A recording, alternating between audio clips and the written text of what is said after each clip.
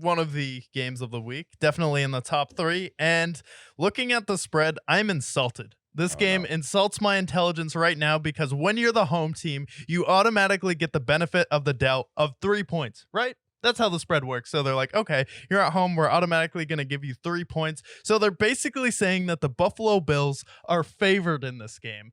After last year, did you see what happened last year in Buffalo? Twice when the Bengals were just moving the ball up and down the field. I get what happened the first time they faced off, but this is the first time that the Buffalo Bills are going to Cincinnati. And then you just went on the road to New England and stunk it up there. You just had a lackluster game versus the Tampa Bay Buccaneers where you dominated, but you weren't scoring as many points as you should. And then you're just going to go into Cincinnati and then make it a 2.5 point spread where you're basically saying that the Bills are favorited over the Cincinnati Bengals defense, who has laid the law down on the San Francisco 49ers, who even when they've been struggling, their offense has been better than the Bills offense when they're struggling. And then Josh Allen versus Joe Burrow, not even a competition. Joe Burrow had his coming out party last week versus the San Francisco 49ers. Him and T. Higgins are getting it going again. Him and Jamar Chase are getting it going again. And then all of last year, they heard the noise of, oh, the Bills are better than the Bengals. Josh Allen is Patrick Mahomes equal, not Joe Burrow, the guy who went in, came back from being down 21-3, and then beat Patrick Mahomes and went to a Super Bowl, something Josh Allen has never done. And then you're going to tell me the Bills are basically favored in this game on Sunday Night Football when Joe Burrow shines the brightest? Are you kidding me? Again? We're doing this again? Did you not learn from last year? Because the Bengals just had their best game of the season. Yeah, and what worries me with the Bills in this game is, and I will refute the no competition between the two. They are great quarterbacks. They're both top five. But the Bills, their red zone efficiency has really worried me. It's Stephon Diggs and the rest of the league. Like if they can contain Stephon Diggs, which Lou Anarumo's a sharp defensive coordinator, probably should get a job next off season with the way he's been able to rally the troops there.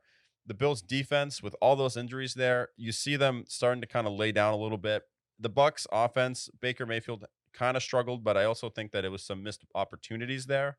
But the Bengals, they don't miss a lot of those deep shots. You have Jamar Chase, who's a top five receiver in the league. You have T. Higgins, who's a great wide receiver in and of himself. Tyler Boyd, you've probably heard of him. And Joe Mixon started to get going this last week. So the Bengals are trending upward, and the Bills are trending downwards. And they had the two bad games against the Giants and the Patriots. The last week, they won. It was a good game for Josh Allen, but still had their concerns in the red zone, settling for field goals. So the Bengals, you're going to see after this week, oh my God, the Bengals are back. They're Super Bowl contenders. While the Bills have a lot of things to consider. Joe Burrow, that I would say that angle's just fine now. Yeah. T. Higgins finally getting involved again. That defense was always playing good, even when they were struggling.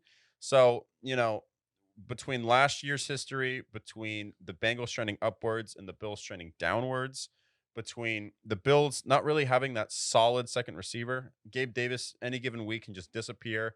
And then outside of Gabe Davis, who else is there? I mean, they got Leonard Fournette, but I don't see him making that big jump for them in the run game. So it's like, it's for me, I think the Bengals should definitely win this game. I don't think it'll be necessarily a blowout, but I see them definitely cruising to a win here.